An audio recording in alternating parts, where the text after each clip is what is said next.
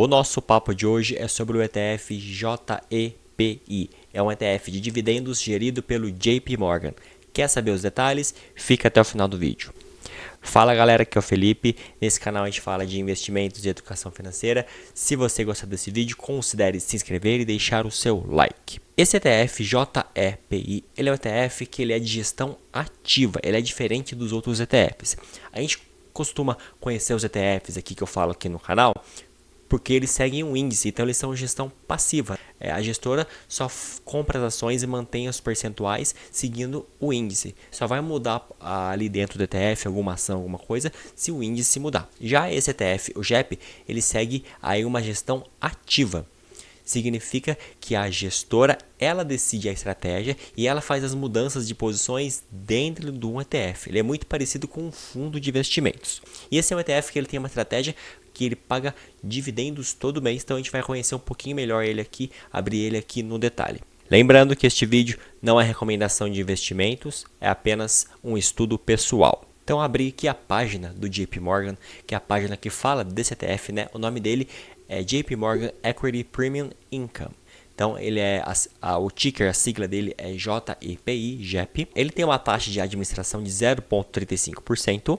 Tá? E ele tem aqui um dividend yield que ele paga por ano de 8% ao ano. 8% em dólar é considerado um valor alto de dividendos. Como ele é um ETF ativo, eles têm algumas bases que ele segue aqui na estratégia dele. Ele não segue nenhum índice, mas ele tem algumas bases aqui que ele segue. Então aqui ele fala que ele tenta trazer uma renda, ele é um ETF de dividendos, ele tenta trazer renda com baixa volatilidade. Ele fala aqui que ele compra ações do índice S&P 500, então a gente vai ver que tem ações do S&P 500 ali, e ele paga uma renda, só que ele tenta trazer uma estratégia com baixa volatilidade. E aí ele fala aqui como que ele faz isso. Ele faz isso com call options, são opções de compra. Então ele tem algumas ações do S&P ali dentro dele e ele faz operação com derivativos. Ele faz uma estratégia um pouco mais avançada, usando essas opções de compra, usando esses derivativos, e o lucro dessa estratégia ele distribui esse lucro em forma de dividendos.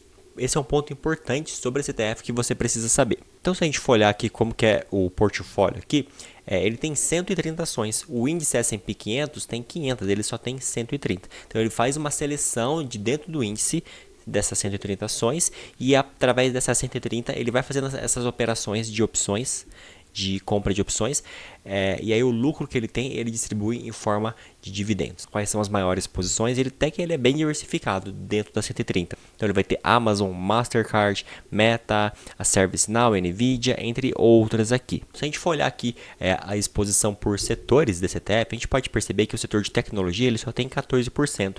Lá no índice S&P 500, o setor de tecnologia ele é de mais de 40% de exposição, ele é mais concentrado. Aqui eles fizeram de uma forma que ficou um pouco mais distribuído aqui. Você pode ver que tem o setor de serviços, de consumo, tem setor de energia, financeiro, né? A gente pode perceber aqui que nenhum deles pega mais de 15% do ETF. Então eles conseguiram dividir bem essa parte também. Então hoje a cota do ETF está em torno de 58 dólares.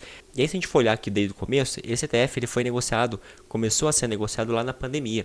Foi no ano de 2020. Teve um retorno de 17% do valor da cota. Não estou considerando dividendos aqui ainda, tá? Mas pode perceber que ele teve uma alta, ele chegou a bater os 61 dólares, depois ele caiu um pouquinho, agora ele está nessa faixa de 58 dólares aí o valor da cota. Agora aqui eu vou considerar os últimos 5 anos, então ele tem praticamente 5 anos aí, se eu estivesse reinvestindo. Agora se você fosse somar os dois valores, né, a cota mais o reinvestimento dos dividendos. Então aqui puxando os últimos 5 anos, se você tivesse investido 1.000 dólares, você teria em torno aqui de 1.177 dólares aí de retorno nesses últimos 5 anos. Considerando a valorização da cota, mais os dividendos reinvestidos. E aqui então tem um ponto importante, porque desses 8% de dividendo que ele pagou no ano, existe um imposto para brasileiros que é cobrado lá nos Estados Unidos, né, que é um acordo Brasil e Estados Unidos.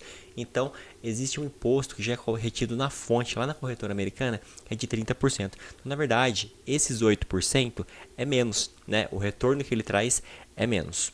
E é aqui que tem uma pegadinha com esse ETF, porque ele segue o índice S&P 500, ele usa as ações, ele faz uma estratégia de opções para trazer mais dividendos, certo? Só que boa parte desse dividendo fica um pouco em imposto. Vamos fazer uma comparação com outro ETF aqui para você ver.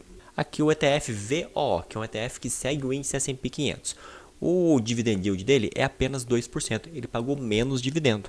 Enquanto o GEP pagou 8%, aqui ele só pagou 1,5% aí no último ano, né? Só que se a gente for olhar a valorização da cota, ele teve uma valorização absurda da cota. E aí, o que a gente vai fazer? Se a gente colocar aqui, somar as duas coisas, somar a valorização da cota mais os dividendos reinvestidos, você pode perceber que nos últimos 5 anos, $1.000 teriam virado $1.997. Então, um retorno muito, mas muito maior mesmo.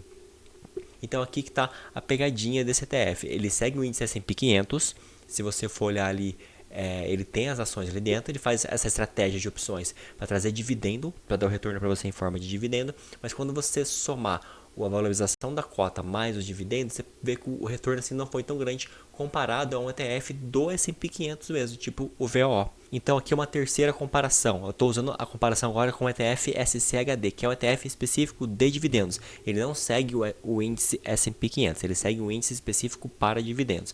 Aqui nos últimos 5 anos, se a gente for olhar, ele teve um retorno no último ano de 4%.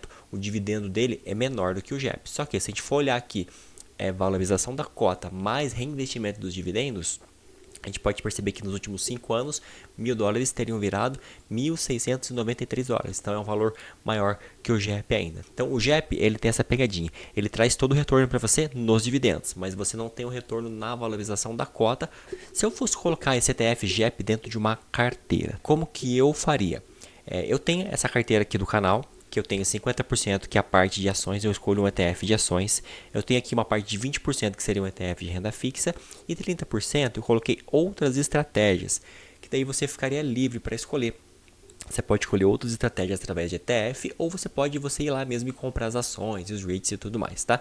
Se eu fosse colocar o ETF GEP aqui dentro dessa carteira, eu colocaria aqui em outras estratégias, aqui nesse 30%. Sabendo já dessas vantagens e desvantagens que ele tem, né? Eu colocaria aqui dentro desses 30% aqui outras estratégias. E aí, você já conhecia o ETF GEP? Já tem ele na sua carteira? Deixa aqui nos comentários. Se você gostou, deixa o seu like, se inscreve no canal e a gente se vê na próxima.